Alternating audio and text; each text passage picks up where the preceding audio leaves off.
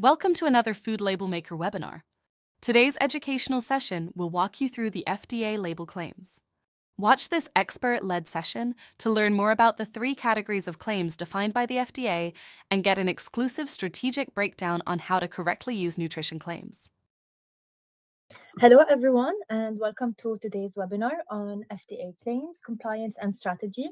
My name is Rachelle, and I'm the Regulatory Affairs Lead at Food Label Maker. Again, thank you so much for taking the time to join me today. All right, before I proceed further, please let me know if you're able to hear me fine and if you can hear me properly, please. Okay, perfect. All right, so today we're going to focus on one of the most critical elements of any product label, which is claims. Whether you're marketing a conventional food, a dietary supplement, or a functional beverage, claims are your direct connection to the consumer. So they help communicate the benefits of your product, but they're also by far the highest enforcement risk element on a label. You may wonder why. Well, basically, it's because unlike ingredient lists or nutrition panels, which primarily disclose factual information, claims are voluntary statements that make a promise. And once you make that promise, it must be legally sustained, precise, and compliant with FDA regulations. So, before we go into labeling claims further, I would like to introduce you to Food Label Maker. Food Label Maker is a global recipe management and nutrition labeling solution. Our software is built based on the latest regulatory guidelines, which are continuously researched and updated by our regulatory affairs specialists. So this ensures you stay compliant with the most up-to-date regulations, giving you peace of mind. And with over 25 years of experience in nutrition, labeling, and F&B industry, our team understands the challenges food businesses face. So this helps us create a platform tailored to your specific needs. And today we are very proud to support over 10,000 customers worldwide and manage their recipes and label compliance. Okay, so before we dive into the webinar further, please take a moment to select the option that best describes your current labeling practices. And don't worry if you use more than one, we'll dive into the details shortly. I will add a poll in the chat box below, so please feel free to answer it right away.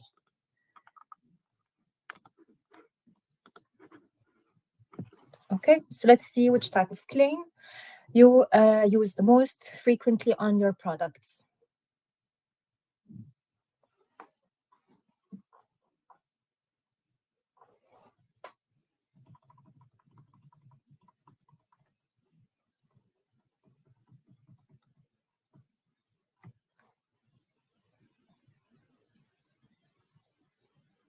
Very interesting. It seems that nutrient content claims are one of the most frequently used claims within your products.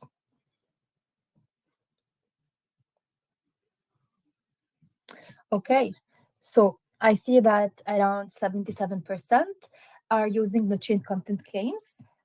Most often, these are the easiest to quantify, but they still carry enforcement risk.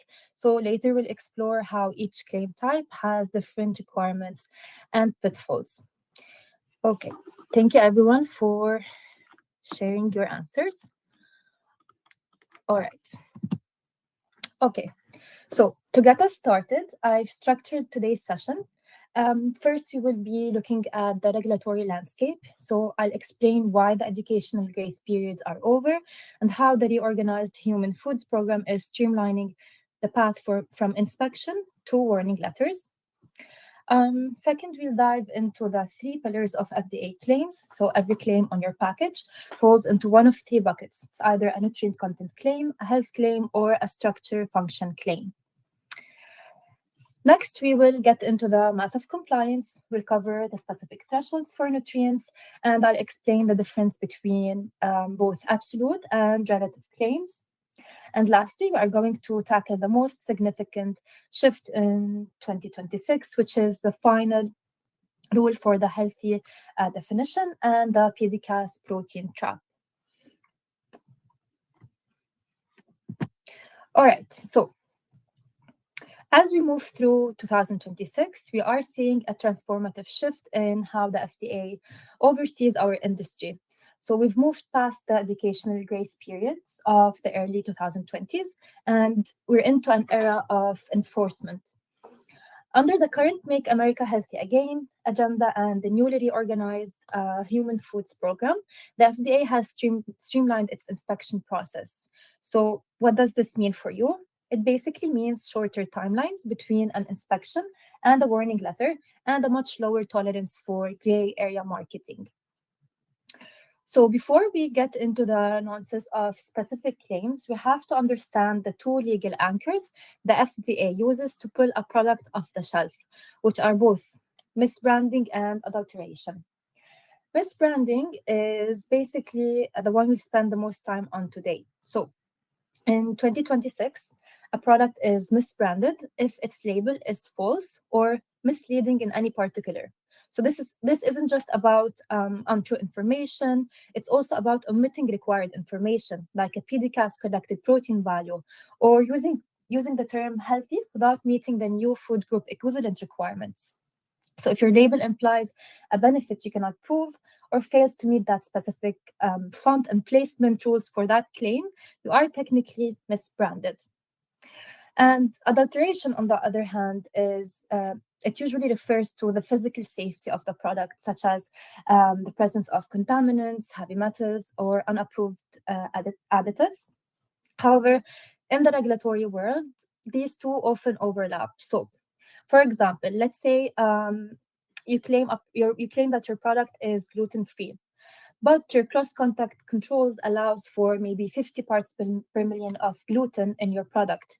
So you have a product that is both misbranded in that case, the label is technically false, and potentially adulterated because it contains a substance that could harm a specific population. And the cost of getting this wrong is a total loss of retail confidence, mandatory recalls, and in 2026, an increasing number of lawsuits. So today, we're going to learn how to build a regulatory shield around your brand so you can market with confidence. Okay, so let's start with the three pillars of the FDA claims. So every claim on your package falls into one of three claim categories per FDA regulations. We have nutrient content claims, health claims, or structure function claims. Knowing the legal boundaries of each one of them is basically the difference between a successful product launch and a mandatory recall. So, to kick off our deep dive into FDA claims, we are starting at the very top of the regulatory ladder with health claims. Health claims are the only category of claims where the FDA requires a legally verified scientific link between your product and the reduction of a specific disease. So, a health claim, by definition, has two essential components. First, a substance, whether it's a food component, or dietary ingredient. And second, a disease or a health-related condition. So any statement that's lacking either one of these components does not meet the regulatory definition of a health claim. Okay, so with that said, when it comes to health claims, the FDA does provide three distinct legal pathways for approval. The gold standard of nutrition labeling, the gold standard is pretty much the Nutrition Labeling and Education Act authorized claims. We also have the Science-Based FDA Modernization Act notification process, and we do also have the final pathway, which is the Qualified Health Claims pathway for emerging research. Okay, so these are the three distinct pathways for health claims approval. Okay, so when it comes to the Nutrition Labeling and Education Act authorized health claims, these claims allow a brand to characterize a direct relationship between a substance, like calcium, for example, and the reduced risk of a disease, such as osteoporosis. The critical distinction here is that these are not self-affirmed, so they are codified by formal FDA regulation. And to reach this status, the FDA conducts an exhaustive review of scientific literature, usually via a health claim petition, to determine if the evidence meets the significant scientific agreement standard. And the significant scientific agreement standard is the highest evidentiary bar in the industry. So it basically means the science is essentially settled among the qualified experts for this particular health claim. And while the process to authorize a new claim is rigorous, it is the result would be a gold standard of claims. So it will offer your brand the maximum level of regulatory protection and consumer trust. Okay, the second pathway is the FDA Modernization Act, often called the science-based notification route. It basically allows firms to submit a notification based on an authoritative statement. So these statements must come from recognized federal scientific bodies, such as the National Institute of Health, for example, or the Centers for Disease Control, or maybe the National Academy of Sciences.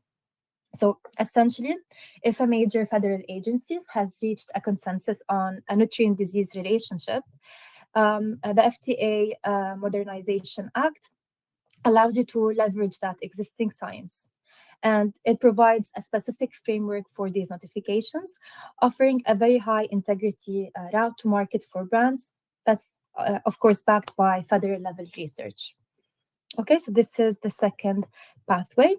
And the third pathway for health claims is the qualified health claims pathway for emerging. It's designed for emerging evidence, pretty much. So when a nutrient-disease relationship shows promise, but let's say it hasn't yet reached the significant scientific agreement required for nutrition labeling education act regulation, firms can, in that case, submit a qualified health claim petition.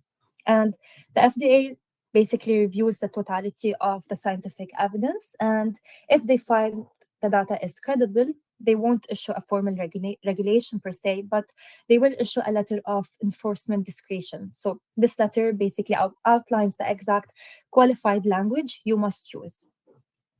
And because the science isn't yet settled, the FDA requires a mandatory disclaimer to ensure consumers understand the level of evidence. So it's a very vital mechanism for brands looking to lead with maybe cutting-edge research before it becomes in the industry standard. Okay, so this is the pathway for such claims. Okay, so moving on, this operational roadmap serves as your final defensive check before any health claim reaches the consumer. So as a first step, you identify and define the specific health claim you intend to use for your product. As a second step, you consult the FDA database for approved claims existing in that category. And you evaluate the product's nutrition profile against the regulatory criteria and thresholds. And once you've done that, if the criteria is met, you can use the claim without any additional FDA submissions. If not, and if a gap exists, you have to either adjust the product, include some qualifiers, or notify the FDA for the new health claim you would like to propose.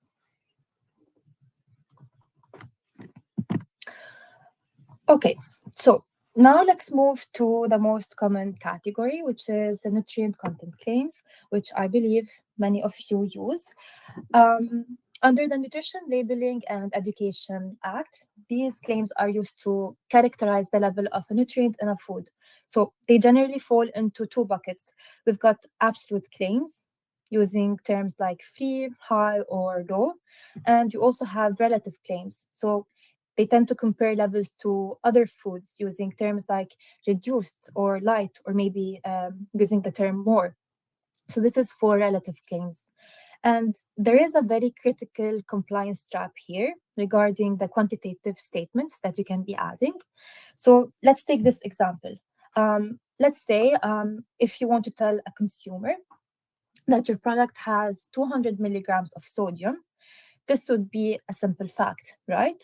But if you would like to highlight the word only, so if you want to say this product contains only 200 milligrams of sodium, you are now characterizing that level.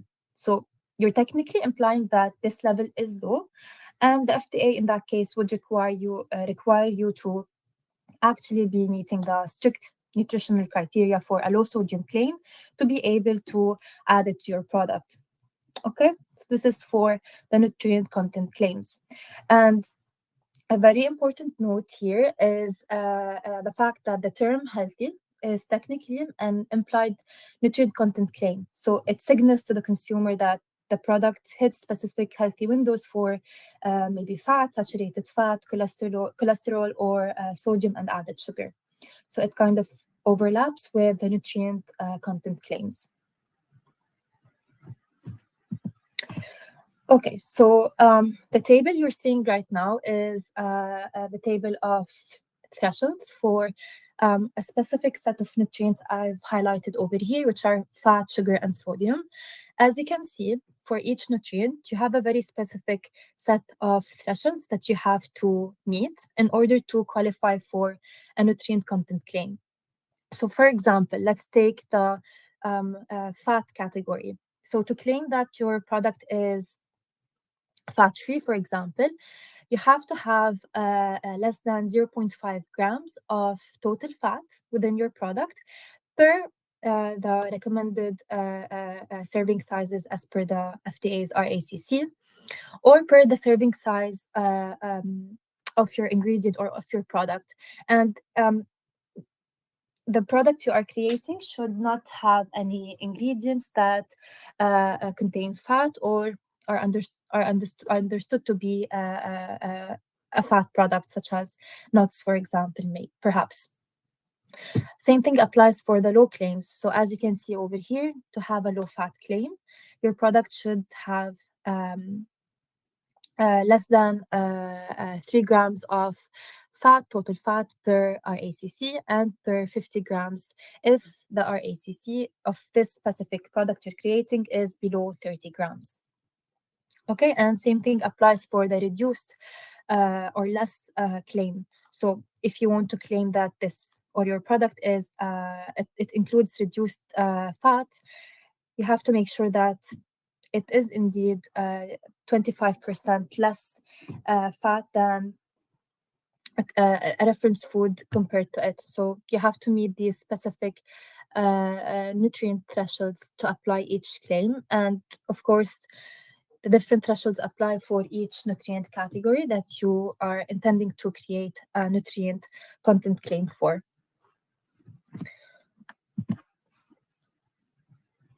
Okay, so now that we've covered health claims, nutrient content claims, we're moving on to the structure function claims. So structure function claims, they don't link a nutrient to a disease. Instead, they just describe how a nutrient affects the normal structure or function of the human body. So think of phrases like calcium builds strong bones, or antioxidants maintain cell integrity. So these are the claims that tend to describe how a nutrient affects the normal structure or function of the human body. There are 3 critical rules to remember here when it comes to structure function claims. The first one is the fact that they don't need pre-approval. So unlike health claims, the FDA does not pre-approve structure function claims. However, you must have the scientific validation ready in your files if the FDA ever asks to see the scientific proof or validation. In addition, you cannot explicitly or implicitly link the effect of this nutrient to a disease. So the second you mentioned treating or preventing a condition, you're technically creating an unapproved drug claim. So please be careful about that. And lastly, you will also have to add in disclaimers for dietary supplements. So if you're creating structure function claims for dietary supplements, you have to add a disclaimer within 30 days of marketing the product that indicates that this product does not intend to diagnose, treat, cure, or prevent any disease. This is exclusively for dietary supplements. If you're adding the claim to a regular conventional food, no disclaimer is required, but of course the focus must remain strictly on the nutritive value of the ingredient. Okay, so this is for structure function claims.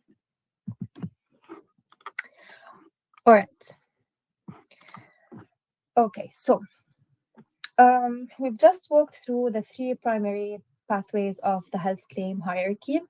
Now we need to address the critical intersection where these pathways meet the new 2026 healthy standard. So you might be asking, why does the new healthy rule matter if our product already has the clinical science to perhaps support a specific health claim we're adding? The answer is honestly very simple. It's because the 2026 healthy rule acts now as the ultimate gatekeeper for the entire hierarchy. The main reason for that is it's basically because if your product is let's say you're creating a health claim for your product. However, if your product does not meet the healthy rule criteria, it will automatically disqualify for this claim. So regardless if the scientific evidence is there, if you exceed the disqualifying nutrients for the healthy rule, your health claim will eventually be disqualified. Okay, so especially now, those levels of disqualifying nutrients are no longer just about fat and sodium, they are also about the new added sugar ceiling. So as the FDA's December 2024 guidance clarifies, the industry has pretty much shifted from a focus on isolated vitamins and nutrients to food group equivalents. So basically, to carry the healthy label today, a product must contain a verified minimum amount of recommended food groups, as you can see over here. It has to include a minimum amount of fruits, vegetables, dairy, protein, and whole grains. So these groups will provide a natural array of nutrients that fortification simply cannot replicate. Okay, so this is for the new healthy rule. So again, just as a summary, we do have new limits on the added sugar levels. We do have a minimum food group equivalents that should be present in your product, and you also have to qualify this definition in order to qualify also your following health claims. Okay, so I want you to think back to the old rules, the old healthy claim. Basically, before you could take a sugary breakfast cereal and fortify it with vitamins and minerals, and you can successfully claim heart health benefits to it. Now, in 2026, that gate is pretty much closed. So if you fail the added sugar threshold or lack a meaningful whole food group foundation, you are barred from the health claim ladder entirely. So you have to make sure that you are also meeting the healthy claim criteria before you proceed with other health claims as well.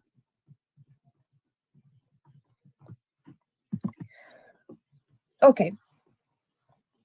All right, so now that we've established the foundation for a healthy label, let's move on to specific technical barriers that often tend to catch brands off guard. One of them is the protein quality of your product. So, marketing teams often see 10 grams of protein on a lab report or on a nutrition label, and they immediately want to add in a high protein claim. But the FDA does not just look at the quantity, we also assess the quality. So this is basically the protein trap. It's you have to basically measure how much protein our body actually uses that's present in your product. So we need to assess the quality of protein that's present in the product. And here's the rule. So any protein claim on your package legally forces you to add a percentage daily value column to your nutrition facts label. And to calculate that percentage daily value, you must multiply your total grams. As you can see over here, you have to multiply your total grams by your PDCAAS score, which is, by the way, the protein digestibility corrected amino acid score. And we do have a full webinar on how you can be calculating that score. And once you've calculated that score, you will be able to calculate your corrected percentage daily value for protein, which reflects a more realistic percentage daily value based on the quality of protein present in your product or in your recipe. So for example, let's say if you have 10 grams of high quality whey protein, your PDCAAS score would be around 1. So you get credit for 10 grams of protein. But 10 grams, let's say, of lower quality plant protein would have a PDCAAS score of 0.5. So if we do the calculation, if we do the math, only around 5 grams of the protein will be counting towards our claim. So we need to be very careful about that. So as you can see over here, if the math does not hold up, the product could be misbranded. So as you can see, the first label displays the percentage daily value without any PDCAAS correction. And after we've corrected the label, and after we've correctly took into consideration the protein quality, the percentage daily value has decreased to 20%. And this 20% will be the baseline that's going to cater to any possible protein claims you can be adding to your package or to your product. And by the way, protein claims are nutrient content claims. And if you would like to add a good source of protein claim, the threshold would be around 10 to 19% of the daily value per serving. So this is something to keep in mind. And if you would like to add a high or excellent source of protein claim to your product, it has to have a percentage daily value that's more than 20% per serving. So you have to take into consideration these two thresholds. Of course, these are based on the corrected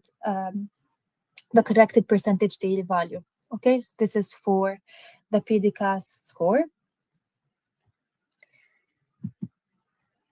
All right, and with that said, I'd like to wrap up everything and put everything we've learned in today's session into practice. So let's do a claim challenge. I'm going to basically be adding some polls into the chat box, and I'd like you to decide whether the first claim, so the calcium with strong bones claim, is a health claim, is it a nutrient content claim, or is it a structure function claim? So let me add the poll in a minute. Okay, so let's see which one you're going to choose.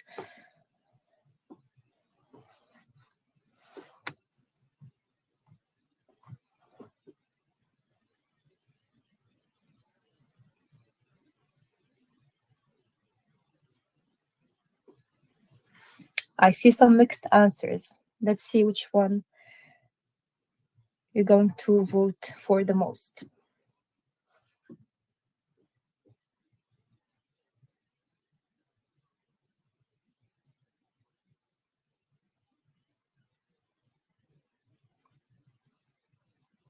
Okay.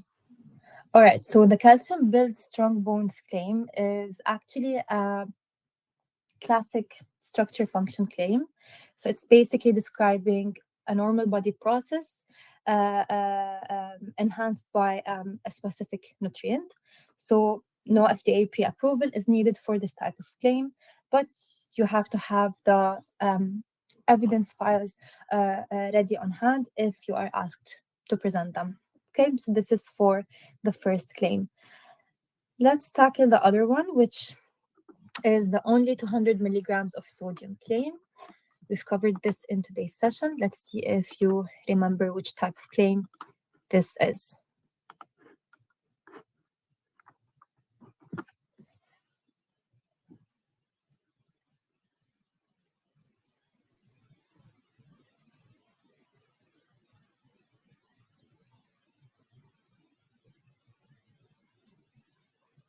Perfect. I think we can all agree that this is a nutrient content claim. So remember our gatekeeper discussion? Because of that one word only, this is a nutrient content claim that is characterizing the level of sodium in the product. So now we have to meet the strict criteria for the low sodium claim to be added. Okay, so this is for the second claim. And lastly, let's go ahead and tackle the soluble fiber claim. So let's see which one you think this would fall under.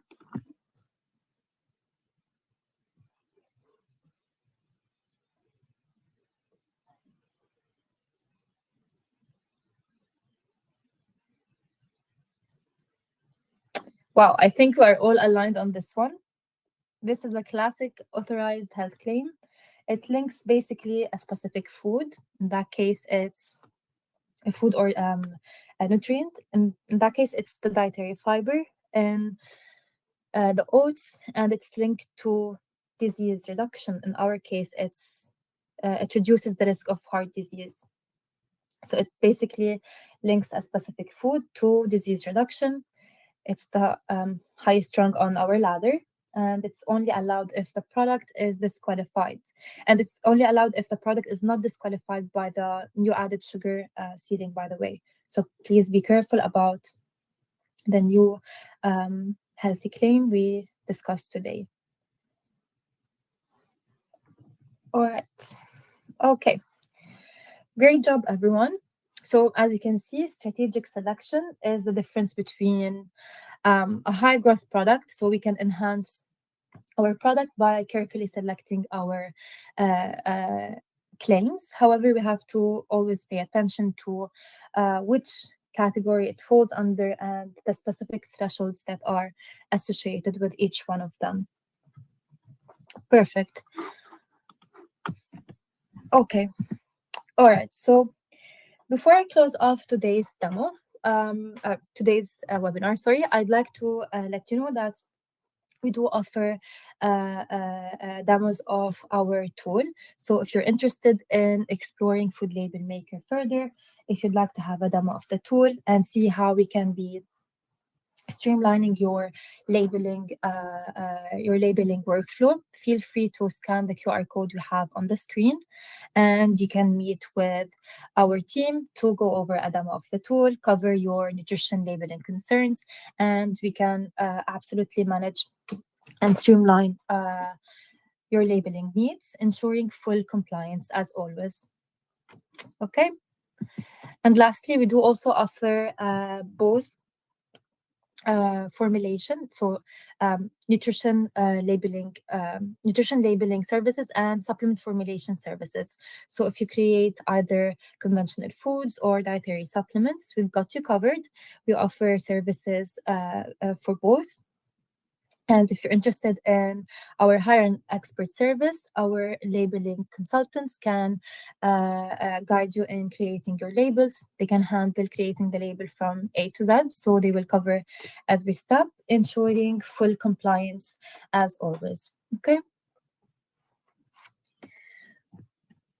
All right. So thank you so much for your time today.